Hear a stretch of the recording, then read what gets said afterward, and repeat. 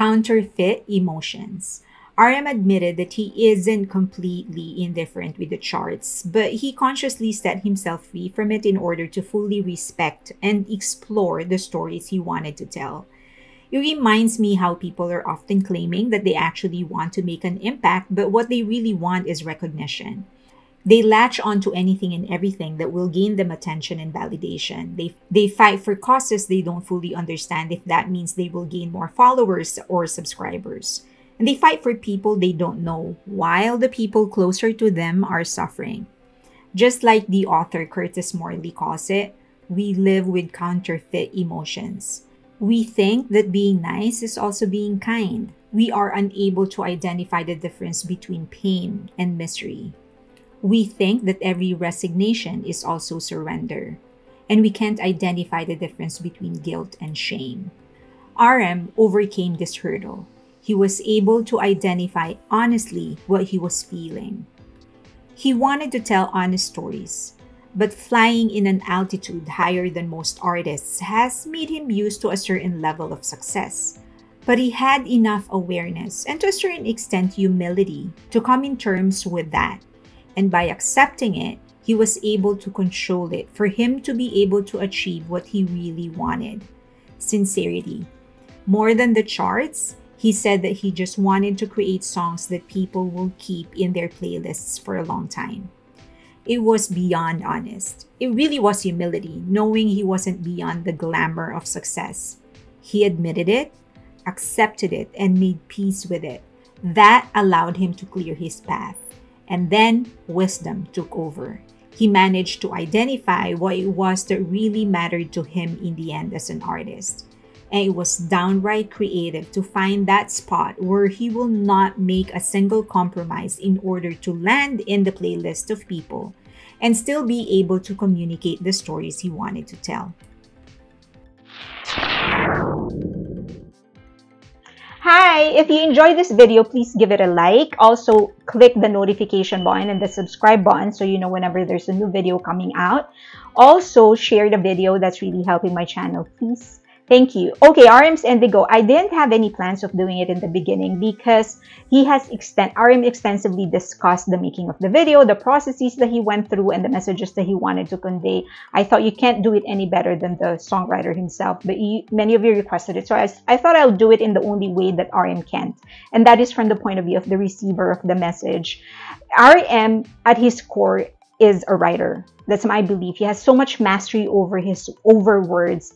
He has mastery over the process of translating his ideas and his experiences in forms, in a word format that would be relatable to people.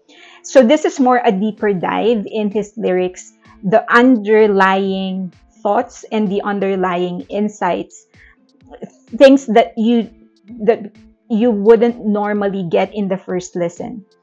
So, and that will actually reveal to you how mature he is in how, as I've said, he processes his experiences, other people, so that he can make sense of himself. This was really an attempt, and I think a successful one at that, to pull everybody closer to him so that he can have a conversation as equals, not as a fan and an artist. He wanted a conversation as equals, and he managed to convey all of his thoughts and all of his ideas in a way that will be palatable and understandable to everybody. So if you're looking for an analysis on his beats and melodies, this is not the video. This is more a deeper dive on his lyrics that will reveal to everybody his ideas and the complexity of how he processes everything, and still manage to drill it down and communicate it in a way that would be more understandable, relatable, and palatable to everybody. That's a mouthful. Okay, let's start. Still Life. We are frozen in people's memories. The song being titled Still Life and the music video setting being in a train is very telling of the intellectual and emotional perfection of this song. The train is in constant motion, but inside, RM is still. This actually hit me like a ton of bricks. How can we not recognize this before? It's innate in us. It's so commonplace that we don't even bother to think about how we are possibly changing lives forever and shaping people's identities just by living our lives. We are made to believe that people are so complex that it is impossible for a chance encounter to change lives. But just think about it for a second. We get inspired by people we don't even know. It could be someone who first praised us for a drawing we submitted or an essay that we wrote about our summer vacation. Or it could be a story of someone who was abused as a child, imprisoned as a teenager, and ostracized as an adult, but ended up being a great parent or a great leader. We may still be in love with our very first crush who didn't even know we exist, but he continues to be our standard of men. Or it could just be BTS. BTS is undeniably one of the GOATs now.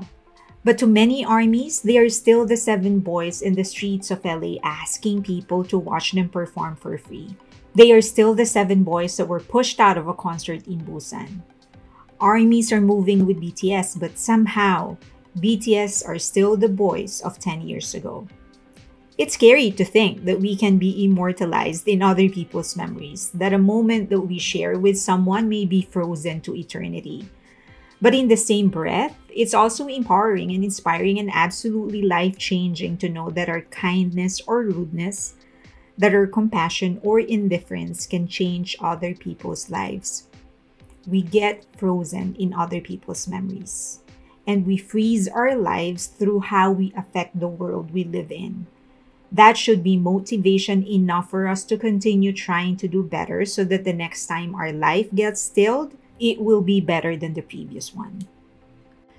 Greatness doesn't come to RM easy. There's a lot we don't know about BTS, but one thing we know for sure is their superior creativity and intelligence. So when RM said that it's rare for great lyrics or beats to come to him easily, I have to be honest, it was very comforting. Fame and fortune can come easy for some people, but when it comes to greatness, no matter the raw talent, no matter the circumstances, even with somebody as great as RM, we all have to work hard if we want to create something truly great, in form and in substance. Counterfeit emotions. RM admitted that he isn't completely indifferent with the charts, but he consciously set himself free from it in order to fully respect and explore the stories he wanted to tell. It reminds me how people are often claiming that they actually want to make an impact, but what they really want is recognition. They latch onto anything and everything that will gain them attention and validation. They fight for causes they don't fully understand if that means they will gain more followers or subscribers. And they fight for people they don't know, while the people closer to them are suffering. Just like the author Curtis Morley calls it, we live with counterfeit emotions. We think that being nice is also being kind. We are unable to identify the difference between pain and misery.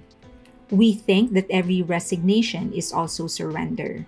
And we can't identify the difference between guilt and shame. RM overcame this hurdle. He was able to identify honestly what he was feeling. He wanted to tell honest stories, but flying in an altitude higher than most artists has made him used to a certain level of success. But he had enough awareness and to a certain extent humility to come in terms with that. And by accepting it, he was able to control it for him to be able to achieve what he really wanted. Sincerity. More than the charts, he said that he just wanted to create songs that people will keep in their playlists for a long time.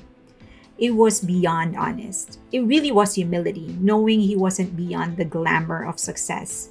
He admitted it, accepted it, and made peace with it. That allowed him to clear his path.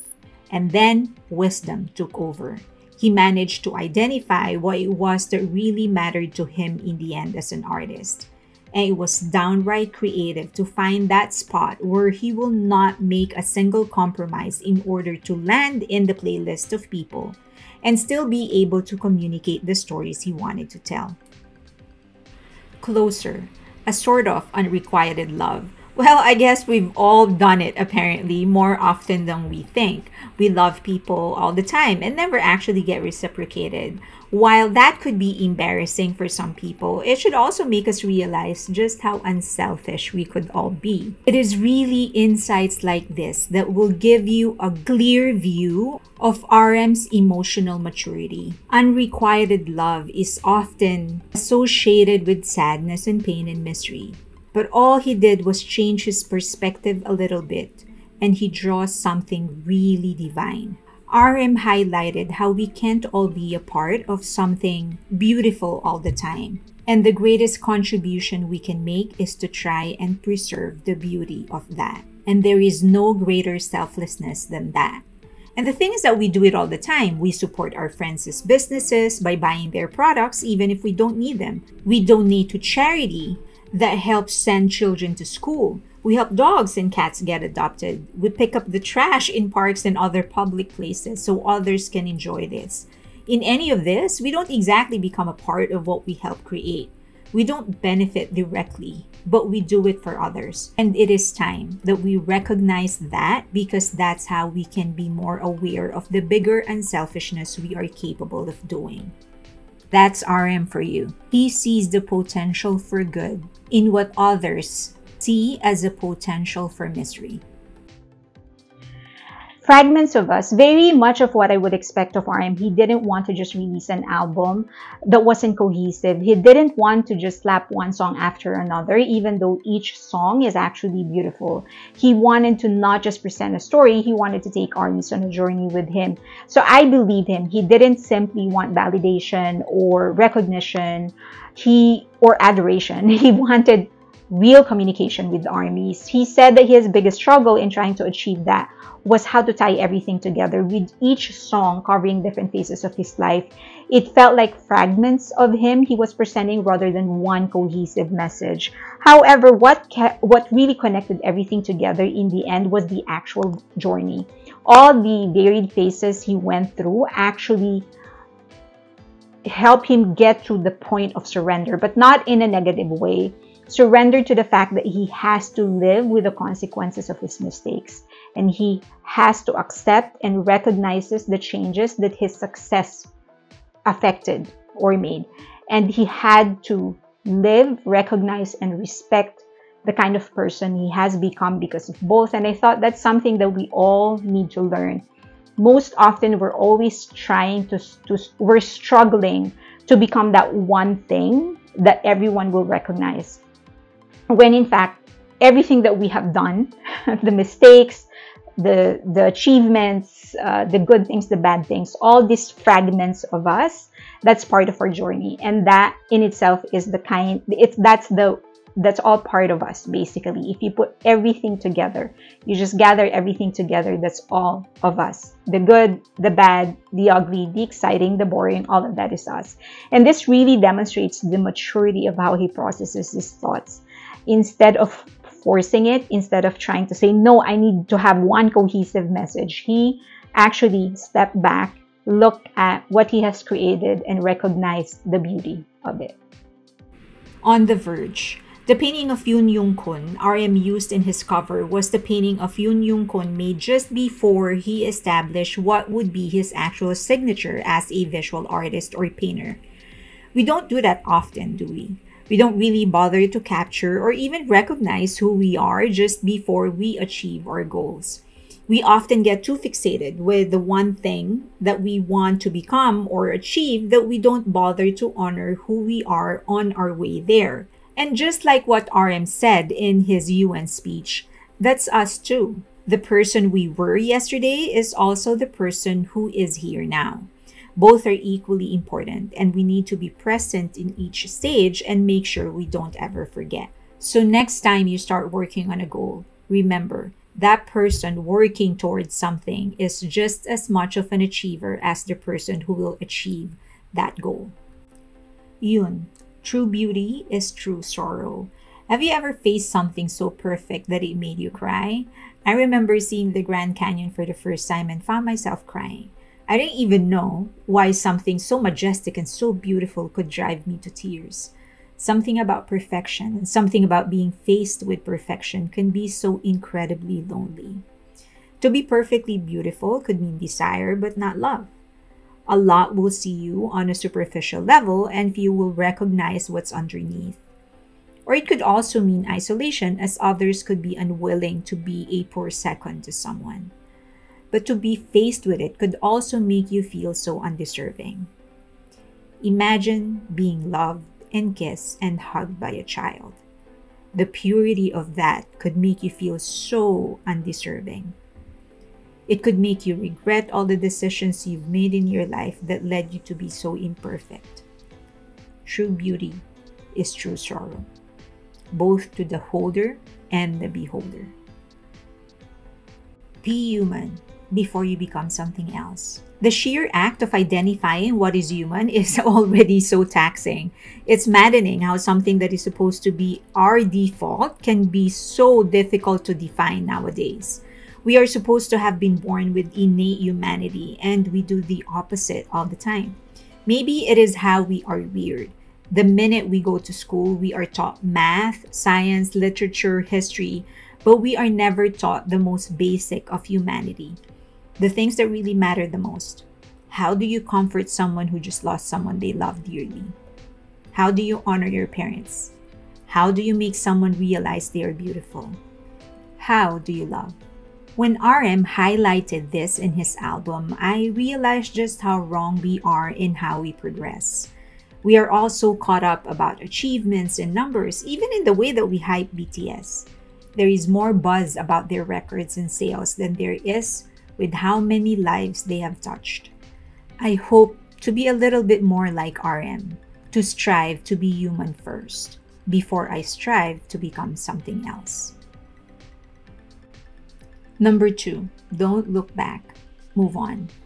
Number 2 is possibly the saddest song in the album, but also the most liberating, both in message and in rhythm. The melody, just like the message of the song, seems to linger a little longer before it moves on. It felt like they were hesitant to move on to the next verse. It mirrors the message of the song. Many emotional and mental struggles are caused by our inability to move on from a bad experience, a loss, or a mistake that we made. But getting caught up in it just holds us back from making things better. If we can just move on, leave the past where it belongs, the past, then maybe, just maybe, we can do better tomorrow. This song is actually what I listen to before I end my day because it sort of reminds me that, okay, it's done. It's done. You have to let go. The day is done, so move on. Rest, and then tomorrow you have a chance to do better. Suga's D-Day is beautifully painful, and Jimin's face is very confrontational. It forces me to sort of look at myself in the mirror and just admit that whatever F up that I did, it's most of the time it's because of my own doing. It's a very difficult process. But number 2 is sort of, it feels like he's sitting me down and saying, okay, that's done. Move on, let go, leave the past where it belongs, and that is in the past. And you've got days, probably years, hopefully decades ahead of you. Just start doing better. Okay, to be asked by Namjoon. That is the last one. To be asked by Namjoon. I was going through when I was watching the interviews. Almost each of the ones that he collaborated with had some sort of a physical strong reaction when they heard that RM wanted to work with them. Paul Blanco said that he didn't want to read the text for like 2 hours because his heart was pounding. He didn't know if he can handle it. Pablo didn't even bother listening to the music. He just agreed to work with RM. Badu, of course, agreed, and Kim Sawan said that she sort of felt like she was in complete disbelief, like she felt overstimulated. She couldn't understand why RM would want to work with her. But I was trying to relate to how they felt, and I felt like, who are the people that you intellectually respect, regardless of whether you like them or not, but just intellectually respect? And one of that would be the director Christopher Nolan. And I thought, if Christopher Nolan calls me and asks me to work with him, I'd probably pass out. I will never be able to work with him because I'll pass out. So I think that is how they felt. They respect this person intellectually, not just personally, but also intellectually. That when he said, I wanted to work with you, it meant that he was trusting you enough intellectually and, of course, on a professional level for him to want to put his craft on your hand. Um, I felt so happy for them to have felt that feeling. Not everyone will feel that. Okay, I hope you enjoyed that. I, I tried my best to provide a point of view and give you insights that RM hasn't said yet. Okay, if you have anything to say, for any violent reactions, if you want to say anything, and you're free to disagree, just say it in a respectful way. Do so in the comment section below. Also, don't forget to like, subscribe, and hit that notification button. And of course, share the video if you can. And you can get in touch with me in any of the social media links that you see on your screen right now. I'm looking forward to more communication with you. Thank you. I appreciate you. Till next time.